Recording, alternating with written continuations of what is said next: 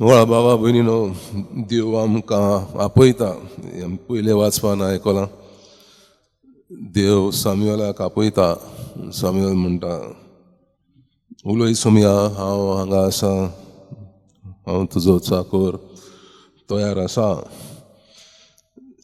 देव आमकांय आपयता, पूण जायते फावटी देवाचो उलो, देवाचो आवाज आमकां आयकोंक संदी मेळना, वेळ मेळना. येरादाराचे कामाचे आनी दुसरे कामाक लागून आमकां देवाक वेळ दिवंक आंकोना. जायते फावटी जेन्ना देव आमकां आपयता, आमी आमच्याच आवाजान, आमच्याच मनाच्या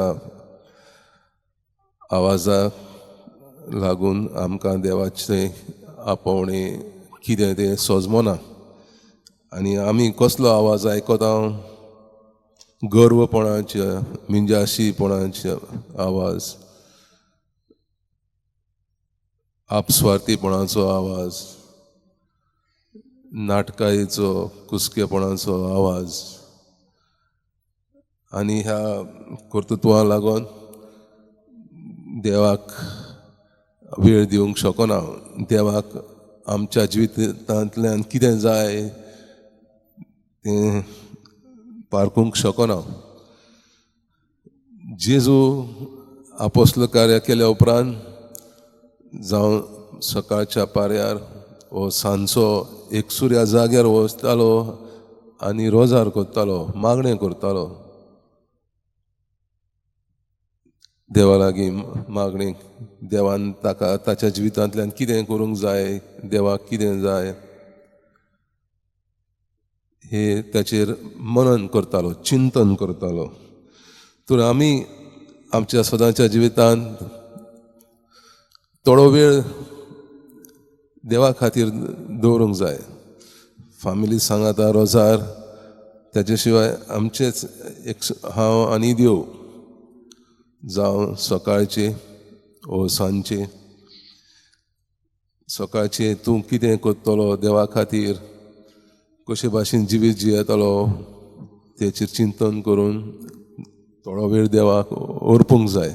मागीर सांजचो देवाक आर्गां दिवंक जाय. देवाच्या कृपेन तुका जें बरें तुवें केलां, जें वायटूय तुवें केलां तें देवाक ओरपूंक आनी देवाची कृपा मागूंक. हे भाशेन आमी वेळ दिलो जाल्यार आमी आमच्या जिवितांतल्यान देवाची प्रशंसा करूंक, देवाचें बरें उतर दुसऱ्यांक परगोटूंक शक्ती मेळटली. सो प्रत्येक जाण आमी क्रिस्तांव जाल्यार आमी देवाचे साक्षीदार. आमच्या सदांच्या जिवितांतल्यान उतरांतल्यान आमी जेजूची, सायबीणमायेची, सांतांची बरी खबर दुसऱ्यांक दिवंक जाय. आनी मागीर आमी भारतांत आसा, दुसऱ्या धर्माच्या